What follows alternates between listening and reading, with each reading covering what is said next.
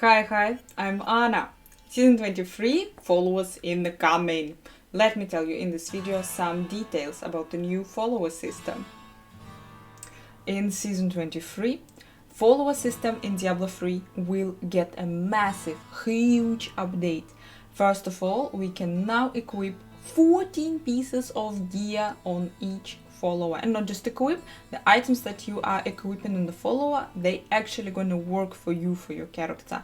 Not all the items gonna work for your character. There is a special list of items that are working, and you can see them in the game. They're now marked with the word emanates, and you can see the list of those items on the screen, and I'll also put the link in the description with this list.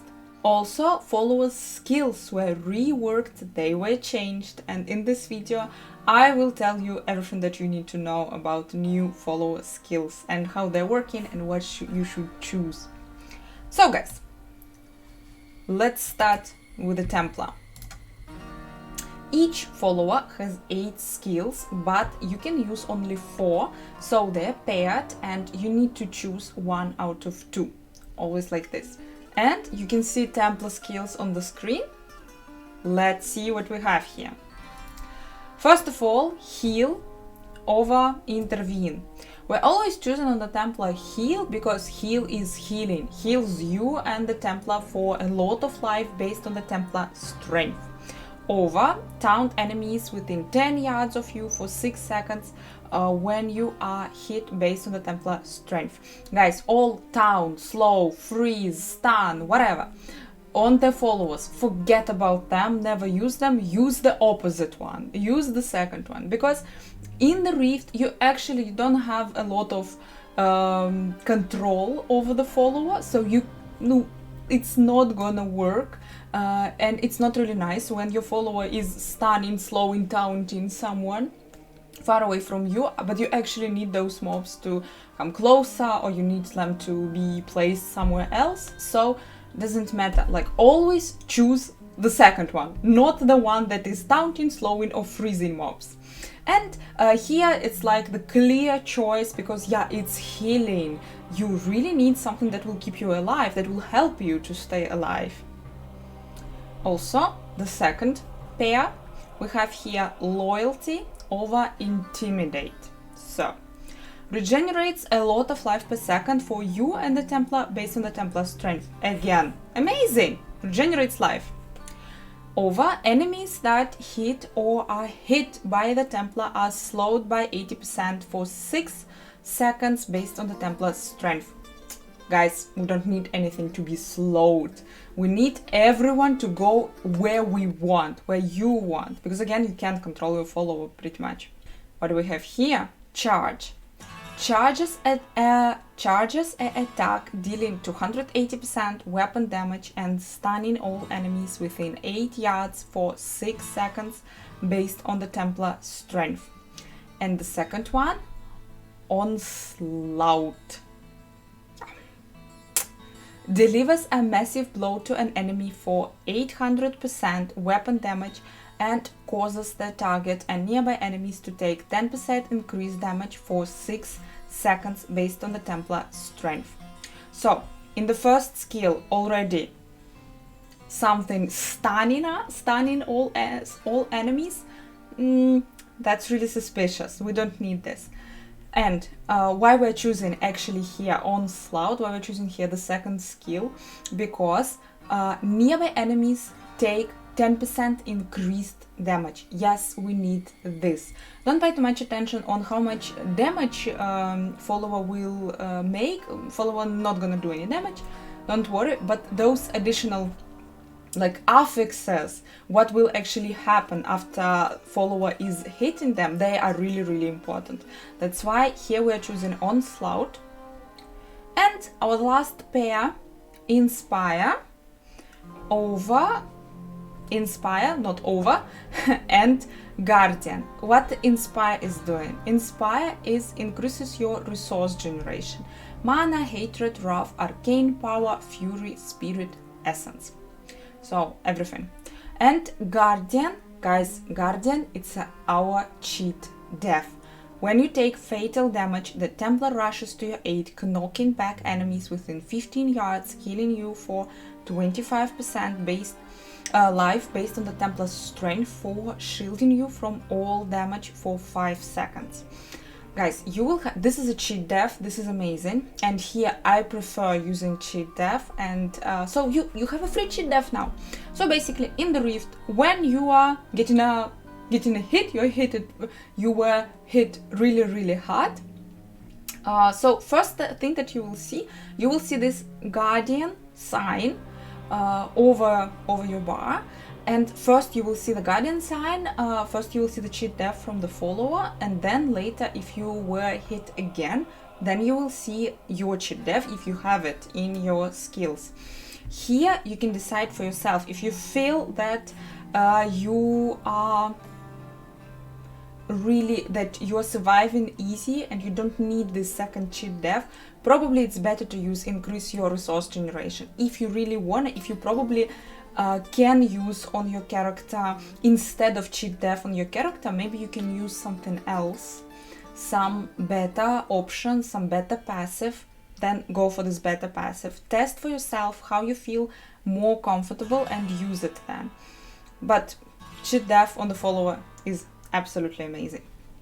And guys, now it's important. Guys, you notice that a lot of Templar skills, they are based on Templar working and the amount of help that they're gonna bring you depending on the amount of Templar strength. So you need items on your Templar now with strength, and also you need red gems in the Templar gear. Everywhere where you can, you need strength gems. Put that everywhere red, and try to roll everything with strength, hopefully. Yeah, I have it. Wow. The problem is that you can, for example, I'm mainly Witch Doctor, surprise, and Witch Doctor items are rolled always with intelligence. So yeah, you will have to create, if you're playing not strength character, not Barbarian or Crusader, you'll have to create Barbarian or Crusader and just roll the items for your follower, for your Templar on Barbarian or Crusader. So yeah, this is working like this, so pay attention. You need a lot of strength on all the items for Templar. Okay, now we're going to Scoundrel. Let me check. Oh, a bit naked one. So what we have here, our first pair, Crippling Shot and Powered Shot. Crippling Shot, ranged attack that deal 140% weapon damage and slows enemies hit by 80% for 5 seconds based on the Scoundrel's dexterity. Powered Shot, ranged attack that explodes on impact, dealing 120% weapon damage as arcane to enemies within 10 yards and has a 100% chance to stun enemies for 5 seconds based on the Scoundrel's dexterity. Guys, gonna tell you the truth, I would not choose either of them. This one slowing enemies, this one stunning enemies. And guys, your follower, it's really nice, yeah, 140% damage or 120% damage, but the truth is, your follower not dealing on the, for example, on the higher grade rifts, you will never notice this damage is not existing, and even on Tournament 16, I never noticed this damage. So, using Crippling Shot, it's 140% damage, okay. So the next pair, Hysteria and Anatomy. What do we have here? Whenever you or the Scoundrel land a critical hit, you both will go into hysterics, increasing all damage done by 3% for 5 seconds based on the Scoundrel's dexterity. And Anatomy increases critical hit chance by 4% for you and Scoundrel based on the Scoundrel's dexterity. Actually, they're both really cool. So why can't we switch them here? I wanna choose Hysteria right now, right here. I'm choosing here Anatomy because increase critical hit chance by 4%. Actually, no, it should be 4, guys. It should be 4. I don't have all the items equipped. is amazing. Increase damage by 3% for 5 seconds. It's also actually amazing. Using critical hit chance for not like thinking completely. It's absolutely all the time increasing your critical hit chance. This depends on the Scoundrel where he land his critical hit. Or like me where I'm landing critical hit. That is just easier and that is working all the time. So I'm going with anatomy. I want to be sure that it's those critical hit chance, this increased critical hit chance is always there. That's why I'm using anatomy. Next one, piercing shot and multi-shot. Let's go. Piercing shot, ranged attack that pierces that deals 500% weapon damage and increases damage done to enemies by 10% for 5 seconds based on the Scoundrel's dexterity. And multi-shot, the Scoundrel will shoot 3 bolts, each dealing 110% weapon damage. The Scoundrel's special attacks have a lot of chance to fire 3 bolts based on the Scoundrel's dexterity. So guys, I'm using here piercing shot because I'm telling you, follower has no damage. It stays here 110%, yeah, weapon damage, 3 balls, sounds beautiful, but actually in the rift, on the high greater rifts, like after 100, you will never notice it. This damage from the follower, it's not actually what you're looking for. You're having follower not for the follower damage. But piercing shot increases damage done to enemies by 10% for 5 seconds. That's absolutely amazing. You need this. You need piercing shot because your damage will be increased by 10%. This is absolutely cool. And, oh, here gonna be tricky. The last pair. Okay, guys, here, Vanish and Night Vial. Don't know. So Vanish, it is your cheat death on the Scoundrel. Vanish, when you take fatal damage, fatal, I don't know, the Scoundrel conceals you from enemies for 6 seconds based on the Scoundrel's dexterity, allowing you to escape your death. This is a cheat death, this is amazing. And Night Vial. The Scoundrel launches a cloud that covers a 20-yard area and lasts 9 or 10 seconds based on the Scoundrel's dexterity. All attacks against enemies that are inside the cloud will be critical hits. Sounds absolutely amazing. Sounds so amazing. Again, imagine cloud, all attacks inside, critical hits. But guys, I was really hardcore trying to find this cloud, and we even found it, and you can see it, yeah, on the screen. It's existing. It's this really hard, it's really hard to see, but it's there. This little sign on the ground, this is your cloud. But the problem is that again, you can't control your follower your follower in the rift, so you can't like command your follower, now cloud, yeah, I want it now. Now you can't do something like this, so your follower deciding himself when he will shoot this cloud. I can say that I didn't notice like a huge impact from this cloud, because yeah, you can see it almost, you can see it, you're in the rift, you will never see it. You can see it, you can't feel it. It's extremely random, because yeah, it has 30 seconds cooldown, and the follower is just shooting it whenever he wants, whenever he is deciding, and it can be like just one mob in this area. But maybe you will be extremely lucky and your follower will shoot this cloud only when you have like a huge pack of mobs, and yeah, then it's amazing. But unfortunately, it's really random.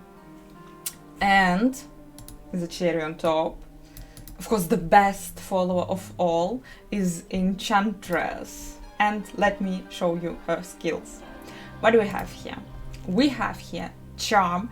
Charms an enemy to fight for you for 8 seconds. Amazing. And we have it over Temporal Pulse. The Enchantress casts a guided orb that deal 150% weapon damage as arcane to enemies within 15 yards and slows them by 80% for 6 seconds based on the Enchantress intelligence. It's slowing the enemies. No, we don't like it. Better use charm. The use of it is really questionable, but anyway, better than just slowing the enemies. Here's something really sexy. Here we have amplification and prophetic harmony. Guys, amplification increases your static elemental damage bonuses by 10% based on the Enchantress intelligence.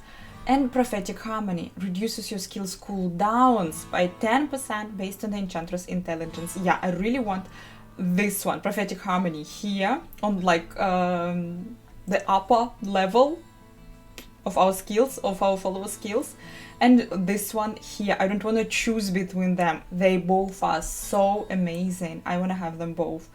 Amplification increases your elemental damage. Prophetic harmony is increasing your cooldown. Yes, please, both. Unfortunately, we have to choose one. So I'm using actually amplification when I am pushing, when I need more damage, especially elemental damage. And I'm using prophetic harmony when I'm farming. I'm using more cooldown. It's awesome when your skills are working faster on farming. You don't need that much damage. You have more than enough. So the next skills we have here: Powered Shield and Erosion. So, Powered Shield reduces damage by 6% from ranged attacks, increases armor by 3%, and slows melee attackers by 60% for 6 seconds for you and the Enchantress based on her intelligence. And Erosion conjures a pool of energy that deals 330% weapon damage as arcane over 7 seconds based on the Enchantress intelligence. Affected enemies will also take 10% increased damage. Guys, they are both so cool. They are both so cool. They are absolutely amazing. I am using here Powered Shield. It's giving you a bit more survivability. It reduces damage by 6% from ranged attacks and increasing your armor for 3%. And Erosion, it's increasing the damage, the amount of damage that mobs are taking. Actually, both are really cool.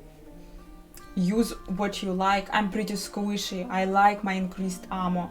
But from the other hand, when the mobs are dying faster, then you have more chances to stay alive. So far, really like Powered Shield because it's increasing the armor. Love it. And the last one, Focused Mind and Fate's Lapse. Focused Mind, a 40-yard aura that increases attack speed for you and the Enchantress by 6% based on the Enchantress intelligence. Actually amazing. It's increasing our attack speed. And Fate's Lapse, when you take fatal damage, the Enchantress empowers you to move through time, slowing enemies' movement, attack speed, and projectiles by 80% for 7 seconds to avoid death based on the Enchantress intelligence. It's our cheat death. And yeah, using here cheat death, Wish Doctor is always pretty squishy. If I will one day feel myself immortal, I think I will switch into attack speed. Having more attack speed is always nice. So guys, and didn't say about this on the Scoundrel, but on the Scoundrel is dexterity based follower. You need on the Scoundrel you are equipping absolutely everywhere dexterity gems. Yeah, here should be 2 sockets, but here is 1, but it's okay. But you need here everywhere green gems where it's only possible. And I'm always using cooldown in the helm just to increase the cooldown of the follower skills.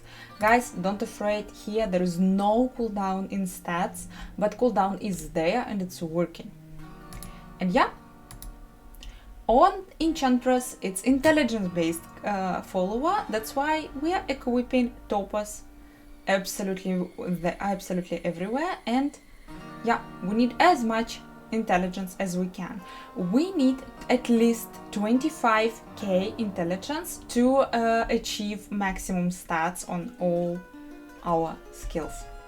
And which follower should you use? Guys, I think you noticed that I have special feelings with Enchantress. So yeah, I would recommend you use Enchantress. She has absolutely amazing skills.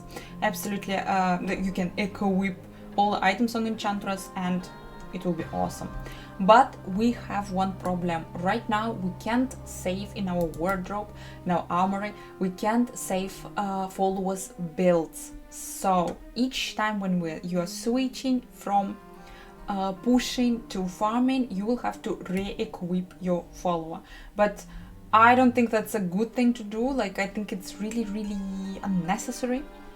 So I would recommend you to do the following. Use Enchantress for pushing, she's amazing, and use Templar or Scoundrel, probably Templar, probably Scoundrel. Use them for farming. Have 2 followers full geared up, one for pushing, one for farming, and just, you know, like after you changing the build, just change the follower which is going with you. Like, don't forget to change the follower. Thank you for watching, don't forget to subscribe, and see you on my streams.